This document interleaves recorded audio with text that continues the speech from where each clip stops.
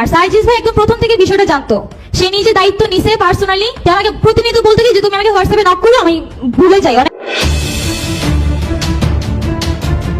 এদিকে July August আন্দোলন চলাকালীন সমন্বয়কদের সংঘবদ্ধ ধর্ষণের অভিযোগ তুলেছেন এক তরুণী, ফেসে যাচ্ছে সমন্বয়ক সার্জিস আলম মুখ। এদিকে এমন পরিস্থিতিতে দিনে দিনে দেশের পরিস্থিতি ও খারাপ হতে চলেছে। তবে কি কপাল খুলে যাচ্ছে শেখ হাসিনার? কি করতে চলেছে সারা দেশে, আর কি বা বলেন সে তরুণী? বিস্তারিত জানতে দেখতে থাকুন। এখন সময় এসেছে সেই ট্রেনিংকে দেশ এবং মানুষের জন্য কাজে লাগানো। এই জায়গায় আপনারা ক্ষমতার অপব্যবহার করতে দেখবেন, আবার বিভিন্ন মানুষের এই নোংরা রাজনীতি করতে দেখবেন, সেই জায়গায় ঐক্যবদ্ধভাবে প্রতিবাদ করুন। একটি নতুন বর্বরতা নিয়ে আজকে একটি ভিডিও ভাইরাল হয়েছে সোশ্যাল মিডিয়ায়। নিউজ পেপার গুলাতেও নিউজটা হচ্ছে। এখন আন্দোলন চলাকালে নেতাদের দর্শনে অন্তঃসত্ত্বা এক ঢাকা বিশ্ববিদ্যালয়ের ছাত্রী, ঢাকা বিশ্ববিদ্যালয়ের তরুণীকে আন্দোলন চলা অবস্থায় তো ওইখান থেকে হচ্ছে পরে লাস্ট মুহূর্তে সবাইকে বের করে দেয়। দুইজন ছিল, দুজন মিলে পরে হচ্ছে আমাকে ধর্ষণ করে। এটা এখন পর্যন্ত কোনো মিডিয়াতে আসে নাই, কারণ আমি নিজেই আসতে দেইনি। বাট যারা পারতো এটা একটা সলিউশন করতে পারতো, এখনো পর্যন্ত তারা ঘুরতেছে। বাংলাদেশের রাজনৈতিক অবস্থা বর্তমানে কোনোভাবেই ভালো যাচ্ছে না, কিন্তু এখন সেই ঐক্যে ফাটল ধরেছে। প্রত্যেকে তার নিজের মতো করে কথা বলছে, কেউ কাউকে পছন্দ করছে না, অর্থাৎ সেই ঐক্য এখন আর নেই। যদি বিরাট শক্তি হয়ে যায় তখন কি করবে? হ্যাঁ, চারিদিকে তো আমরা এখনই কিন্তু চিন্তা করে গেছে। আমি এটা বুঝা ফেলাইছে, খুব কিছুদিনের মধ্যে এটাও বুঝা ফেলাইবে যে হাসিনাকে আমি আশ্রয় প্রশ্রয় দিয়া ভুল করছি। গেল কয়েক মাস ধরে আমাদের যারা বৈষম্য বিরোধী ছাত্র আন্দোলনের সমন্বয় ছিলেন মরার জন্য প্রস্তুত। এটা অনেকে হালকা নিছে, আবার অনেকে সিরিয়াসলি নিছে। সমন্বয়কদের জন্য একটা হুঁশিয়ারি বার্তা, কারণ এই সমন্বয়ক একটা চিঠি পাইছিলেন মরার জন্য প্রস্তুত। এই মুহূর্তে তিনি মৃত্যুর সাথে পাঞ্জাই লড়ছেন। সুপ্রিয় দর্শক মন্ডলী, আসসালামু আলাইকুম রহমতুল্লাহ। আশা করি সবাই ভালো এবং সুস্থ আছেন। স্বাগতম জানাচ্ছি আমাদের আরেকটি নতুন ভিডিওতে। সুপ্রিয় দর্শক মন্ডলী, ভিডিওর থান ব্যাটাটেল ও ভিডিওর কিছু অংশ বিশেষ দেখে আপনারা ইতিমধ্যে বুঝতে পারছেন যে আজকের ভিডিওটি কতটা গুরুত্বপূর্ণ। সুপ্রিয় দর্শক মন্ডলী, সেই অংশ বিশেষগুলোর বিস্তারিত আলোচনা দেখলে আপনারা আরও বেশি রীতিমতো অবাক হতে বাধ্য হবেন। সুপ্রিয় দর্শক মন্ডলী, আসুন আমরা কথা না বাড়িয়ে সেই সম্পূর্ণ বিস্তারিত আলোচনাটা দেখে আসি। তার আগে আপনাদের প্রতি ছোট্ট একটা রিকোয়েস্ট, যারা আমার চ্যানেলের নতুন, চ্যানেলটি সাবস্ক্রাইব করে লাইক কমেন্ট শেয়ার করে সাথে থাকুন। আসুন আমরা 9টা বাজে চাষারা গোল চত্বর থেকে ছাত্রলীগের লোকজনরা আমাকে তুলে নিয়ে যায়। প্রায় 20-25 জনের লোকজন মতো ছিল। তো সেখানে হচ্ছে আমাকে তুলে নিয়ে গিয়ে তুলারাম কলেজের ওইদিকে কলেজ রোড ছিল, কলেজ রোডের গলিতে হচ্ছে মেবি আজমির ওসমানের বাড়ির নিচে আমাকে, ওখানে একটা অফিস ছিল, সেই অফিসে নিয়ে যায়। টেনে হিচড়ে আমাকে মারতে মারতে নিয়ে যায়। আশেপাশে অনেক মানুষজন ছিল, কিন্তু কেউ সামনে আসে নাই আটকানোর জন্য। তো তারা ওখানে আমাকে মারধর করে আমার ফোন টোন সবকিছু নিয়ে যায়। তারপর সে অফিসে নিয়ে যাওয়ার পর প্রত্যেকটা মানুষ হচ্ছে অনেক বাজে ভাবে কথাবার্তা বলছে, অনেক বাজে গালিগালাজ করছে, আমার ফ্যামিলি নিয়ে অনেক কথাবার্তা বলছে। এমনও কথা বলছে যে আন্দোলন করো, আন্দোলন একদম ভরে দিব, এইসব বাজে কথাও শুনতে হয়েছে। তো ওইখান থেকে হচ্ছে পরে লাস্ট মুহূর্তে সবাইকে বের করে দেয়। দুইজন ছিল, দুজন মিলে পরে হচ্ছে আমাকে ধর্ষণ করে।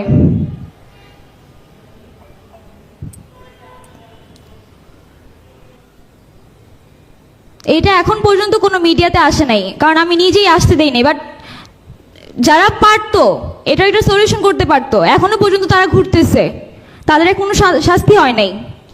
সার্জিস ভাই থেকে শুরু করে উমামা ফাতেমা আপু, নুসরত তাবাসসুম, সবাই জানে। উমামা ফাতেমাকে যখন আমি জানাই তখন বলে কি, ও আচ্ছা তোমার সাথে না অনেক খারাপ হয়েছে, আচ্ছা দেখবো না বিষয়টা, শেষ। এইখানেই মানে ক্লোজ করে দিছি টপিক। নুসরত তাবাসসুম আপুকে জানাই, উনি আমাকে বলে তুই আমাকে হোয়াটসঅ্যাপে নক দিস। টিএসসি ক্যাফেটেরিয়াতে আমি তার পাশের টেবিলে বসা, তাকে হোয়াটসঅ্যাপে নক করি, সে হোয়াটসঅ্যাপে মেসেজগুলো সিন করে কিন্তু কোনো রিপ্লাই করে না। আর সার্জিস ভাই একদম প্রথম থেকে বিষয়টা জানতো, সে নিজে দায়িত্ব নিছে পার্সোনালি, উনি এই বিষয়টা দেখবে, প্রশাসনের সাথে কথা বলে তাদেরকে শাস্তির আওতায় আনার চেষ্টা করবে। সে আমাকে প্রতিনিয়ত বলতে কি যে তুমি আমাকে হোয়াটসঅ্যাপে নক করো, আমি ভুলে যাই, অনেক কাজে থাকি তো, ব্যস্ত থাকি, তুমি আমাকে মনে করিয়ে দিও।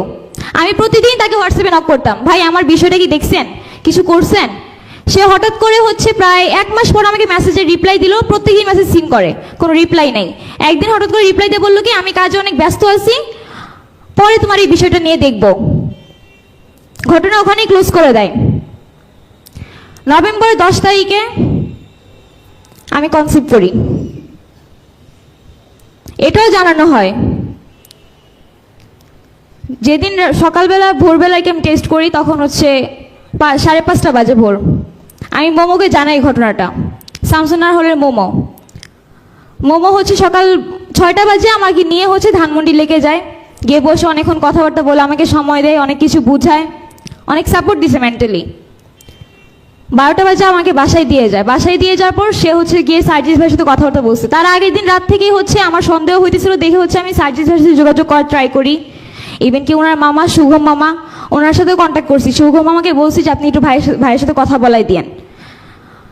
তো যাই হোক, সেদিন 12টা বাজে আমি বাসায় যাওয়ার পরে সার্জিস ভাই আমাকে ফোন দেয়।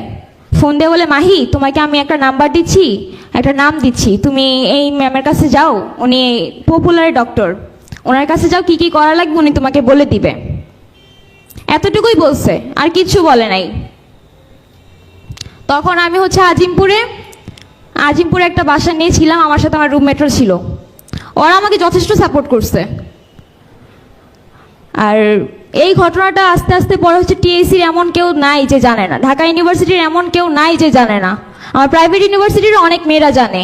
আমি রিমিয়াপুর কথা বলি, আমাদের নির্বাহী সদস্য, উনিও বিষয়টা জানে। উনি শুধু বলছে কি হ্যাঁ আমি বিষয়টা দেখতেছি, দেখি কি করা যায়, কিন্তু এখন পর্যন্ত কোনো কিছুই করতে পারে নাই। যেই 2টা লোক এই কাজগুলো করছে তারা এখন পর্যন্ত ঘুরতেছে, তাদের কোনো শাস্তি এখনো হয় নাই। যাদের জন্য আমি আমার লাইফটাকে নষ্ট করছি, যে আন্দোলন, এই আন্দোলনের পরেও কেন এখন আমরা বৈষম্যের শিকার হইতে হয়? এগুলোর জন্য কি আমরা আন্দোলনে নামছিলাম? আমার তো সামনে ফিরে তাকানোর কোনো রাস্তাই নাই। আমি না পারতে এখন একজন বয়স্ক লোকের বিয়েও করছি এই বাচ্চার পরিচয় দেওয়ার জন্য।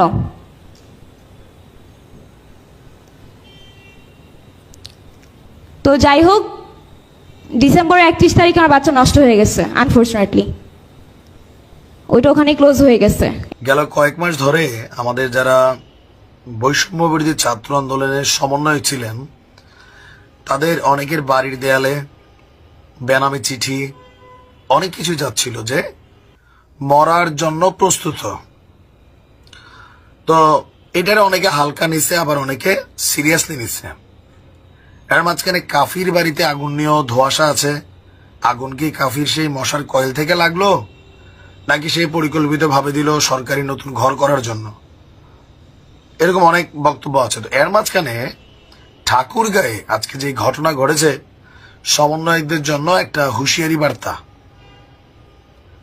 কারণ এই সমন্বয়ক একটা চিঠি পাইছিলেন মরার জন্য প্রস্তুত। এই মুহূর্তে তিনি মৃত্যুর সাথে পাঞ্জাই লড়ছেন। ঘটনার প্রেক্ষাপট, ঠাকুরগাঁয়ে বৈষম্য বিরোধী ছাত্র আন্দোলনের সমন্বয়ক হচ্ছেন কবিরুল ইসলাম জয়, বয়স 28। তাকে আজকে ভোরবেলা কুপিয়ে জখম করে মৃত ভেবে রাস্তায় ফেলে দিয়ে গেছে একদল দুর্বৃত্তরা। ভোর 5:30টার দিকে ভুল্লি থানার বাস স্ট্যান্ড এলাকায় এই ঘটনাটি ঘটেছে। গুরুতর আহত অবস্থায় স্থানীয় মানুষ তাকে ঠাকুরগাঁও আধুনিক সদর হাসপাতালে ভর্তি করিয়েছে। আর তার বাড়ি হচ্ছে ঠাকুরগাঁও জেলার ভুল্লি থানার কেশরবাড়ির মৃত মতিউর রহমানের ছেলে। পুলিশের বক্তব্য, ঢাকায় চোখের চিকিৎসা করে হানিফ পরিবহনের বাসে করে ঠাকুরগাঁও বাস টার্মিনালে নামেন জয়। সেখান থেকে অটোরিকশায় করে বাড়ি ফেরার পথে আগে থেকে ওত পেতে থাকা 2টি মোটর সাইকেলে হঠাৎ করে দুর্বৃত্তরা আসে। কোনো বলা নেই, কথা নেই, তার উপরে তারা চাপাতি দিয়া মোটামুটি তাকে জখম করে যতটুকু দরকার, আর এলোপাতারিক উপায় মারধরও করছে। তার বন্ধু বলছেন যে জয় জুলাইয়ের আন্দোলনে আমাদের সাথে ছিল, তার শরীরে 27টি গুলির চিহ্ন রয়েছে, চোখেও তার গুলি লাগছিল। এখন এই চোখের চিকিৎসার জন্য 19শে ফেব্রুয়ারি ঢাকায় গিয়েছিল।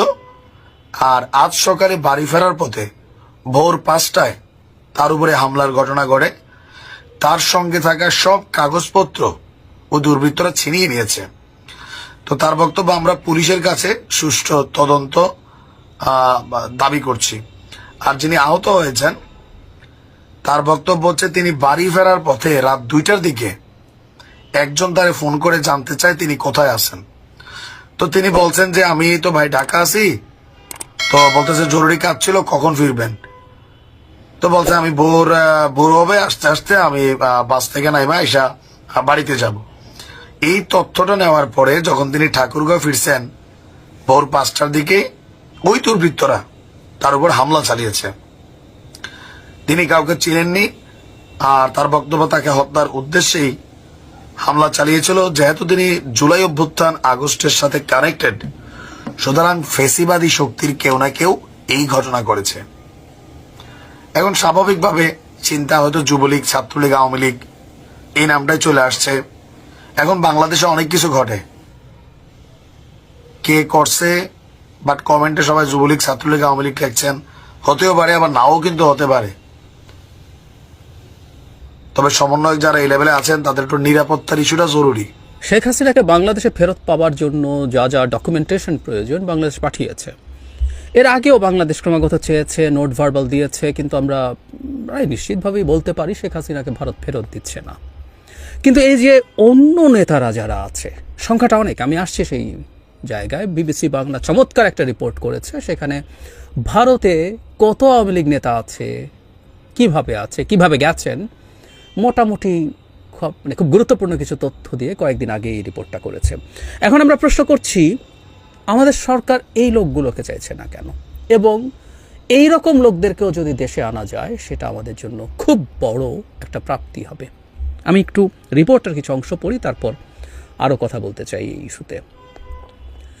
মানে এখানে এই রকম আছে যে কতজন আছে, কিভাবে আছে, কে কোথায় আছেন, পড়ি। আওয়ামী লীগের শীর্ষ নেতৃত্বের একটা বড় অংশ ভারতে পালিয়ে চলে আসেন, এটা এখন ওপেন সিক্রেট। যারা দলের যুগ্ম সম্পাদক আফম বাহাউদ্দিন নাসিম বলেন, এটা ঠিক পালিয়ে আসা বলা যায় না, কৌশলগত কারণে সাময়িকভাবে আমরা আত্মগোপন করেছি মাত্র। ওনাকে মানে মিডিয়াতে মানে অন ক্যামেরা কথা বলতে দেখা যায়। এখানে আছে এরকম আওয়ামী লীগের যেসব নেতারা ভারতে অবস্থান করছেন তাদের একটা বড় অংশ পশ্চিমবঙ্গে আছেন, কলকাতা এবং তার পার্শ্ববর্তী এলাকা ছাড়া উত্তরবঙ্গের বিভিন্ন জায়গায়, কেউ দিল্লিতে, কেউ আবার ত্রিপুরায় বাসা ভাড়া নিয়ে থাকছেন বলে বিবিসি বাংলা জানতে পেরেছে। তবে ইউরোপ সহ অন্যান্য জায়গায়ও আছে। এদের কেউ 5 আগস্টে শেখ হাসিনার দেশ ছাড়ার পরপর চলে আসেন, কেউ আবার কয়েক মাস পরে এসছেন। এই জায়গাটা এবার খেয়াল করি। বিভিন্ন সূত্র থেকে বিবিসি বাংলা জানতে পেরেছে যে প্রথম সারির বা ক্যাটাগরি এ নেতাদের মধ্যে অন্তত 200 জন পশ্চিমবঙ্গে বাস করছেন। এই শ্রেণীর নেতাদের মধ্যে যেমন আছেন দল ও সাবেক সরকারি শীর্ষ পদাধিকারী এবং মন্ত্রীরা, তেমনি আছেন প্রায় 70 জন সংসদ সদস্য। মানে এ ক্যাটাগরির 200 জন মন্ত্রী এবং শীর্ষ পদের লোকজন এবং 70 জন সংসদ সদস্য আছে। বাকিদের মধ্যে রয়েছে অবসরপ্রাপ্ত সেনা অফিসার, পুলিশের সিনিয়র কর্মকর্তা, আওয়ামী লীগের অনেক জেলা সভাপতি, সম্পাদকরা, জেলা পরিষদের চেয়ারম্যান, মেয়র এবং আওয়ামী লীগের সহযোগী সংগঠনগুলোর শীর্ষ নেতারাও। এদের বেশিরভাগই নেতা ইত্যাদি ইত্যাদি। এরপর বলছে পশ্চিমবঙ্গের ক্যাটাগরি 1 নেতা এবং সরকারি কর্মকর্তা ছাড়া উপজেলা স্তরের সভাপতি, সম্পাদক, জুনিয়র এবং কম গুরুত্বপূর্ণ আওয়ামী লীগ নেতাদের সংখ্যাটা প্রায় 1000-এর কাছাকাছি বলে জানা গেছে। 1000, এবং এরা ওই উপজেলা পর্যায় পর্যন্ত, তাও নেতা 1000-এর মতো ভারতে গেছে। এবং এখানে কিভাবে দেশ ছেড়েছে তারা বিভিন্ন এজেন্সির কাছ থেকে জানতে পারে যে অগাস্টে, এমনকি আমি একজনের কথা বলি, আওয়ামী লীগ নেতা ও সাবেক সংসদ সদস্য পঙ্কজ নাথ বলেন উনি আগস্টের 5 তারিখের পরে আন্ডারগ্রাউন্ডে চলে যায়, ফোন বন্ধ করেছিল, দেশেও ছিল। উনি অক্টোবর মাসে দেশ ছেড়েছেন। মানে উনি কীভাবে কোন সীমান্ত দিয়ে পার হয়েছেন বলেননি, কিন্তু তিনি পার হয়েছেন। বাহাউদ্দিন নাসিম 10 তারিখে দেশ ছেড়েছেন, সবাই সীমান্ত দিয়ে, কোন সীমান্ত দিয়ে পার হয়েছেন সেটা বলেননি, এরকম কথাবার্তা। প্রায় সবাই এরকমভাবে ভারতে গেছেন। তাদের যোগাযোগ আছে, কিভাবে যোগাযোগ হয়, দেখা সাক্ষাৎ হচ্ছে, তাদের হোয়াটসঅ্যাপ এবং অন্যান্য টেলিগ্রাম সহ বিভিন্ন গ্রুপে কথাবার্তা হচ্ছে, এবং যারা কলকাতা বা পার্শ্ববর্তী এলাকা আছে তাদের নিয়মিত দেখা সাক্ষাৎ হয়, অন্যের বাসায় যান। এবং সারা বিশ্বেও ওই যে হাসান মাহমুদ, তিনি বেলজিয়ামে পালিয়েছেন, বেলজিয়ামের তার সাথেও যোগাযোগ আছে। এসব কথাবার্তা এখানে লেখা। শেখ হাসিনার সাথে কিভাবে যোগাযোগ, এখানে বলা হচ্ছে নিয়মিত যোগাযোগ, যারা ভারতে আছে তাদের শেখ হাসিনার সাথে নিয়মিত যোগাযোগ আছে। আত্মগোপনকারী নেতারা বিবিসিকে বলেছেন তিনি নিয়মিতই নেতা থেকে শুরু করে বাংলাদেশের সাধারণ কর্মীদের সঙ্গেও যোগাযোগ রাখেন। একজন নেতা বলেছেন শেখ হাসিনাকে অ্যাপের মাধ্যমে মেসেজ করে রাখলে তিনি তার সময় মতো উত্তর দেন, তারপর তো কথাবার্তা হয়। যে কথাটা বলছিলাম, আমার মনে হয় বাংলাদেশের এখন এই ব্যাপারেও মনোযোগ দেওয়া উচিত। সেটা হচ্ছে এই যে যারা ভারতে পালিয়েছে, প্রথম কথা বাংলাদেশের গোয়েন্দা তথ্য খুব স্ট্রং থাকতে হবে। কোন কোন নেতা ভারতে আছেন এই তথ্য এর মধ্যে থাকা উচিত ছিল, যারা ইভেন প্রকাশ্যে আসছেন না। যেমন আমরা সাবেক স্বরাষ্ট্রমন্ত্রী, সবচেয়ে ভয়ঙ্কর